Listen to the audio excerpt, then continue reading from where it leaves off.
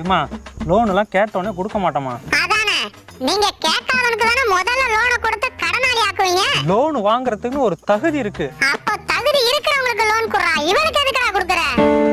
ஏமா உனக்கு லோன் வேணுமா வேணாமா? டேய் வாயை மூடுங்கடா. நீங்க சொல்லுங்க சார்.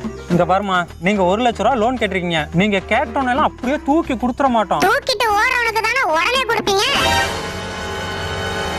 வாங்கின கடனை அடைக்கிற அளவுக்கு உங்களுக்கு வருமானம் இருக்கான்னு பார்ப்போம். வருமானம் இருந்தா அவன் ஏன்டா கடன் வாங்க போறான்? அது மட்டும் இல்ல, எவ்வளவு இடம் வச்சிருக்கீங்க, அதுல என்ன பண்றீங்க, இதெல்லாம் தெரிஞ்சுக்காம உன்னை நம்பி எப்படிமா லோன் கொடுக்க முடியும்? என்ன படிச்சிருக்கீங்க, என்ன தொழில் பண்ண போறீங்க, இதெல்லாம் கேட்டு லோன் கொடுக்க மாட்டீங்களா சார்? அதை கேட்டு நான் என்னமா பண்ண போறேன்? அப்ப விவசாயிகளுக்கு சலுகைகள் உண்டுன்னு சொல்றீங்களா, அது எதுக்குடா? விவசாயிகள் நிலம் வச்சிருக்காங்க, அதை வச்சு லோன் போடுவாங்க. நீங்க லோனை வச்சு நிலத்தை போடுறீங்க. சரிம்மா, உங்க டீடைல் சொல்லுங்க. இது சொந்த இடமா வாடகை இடமா? ஏண்டா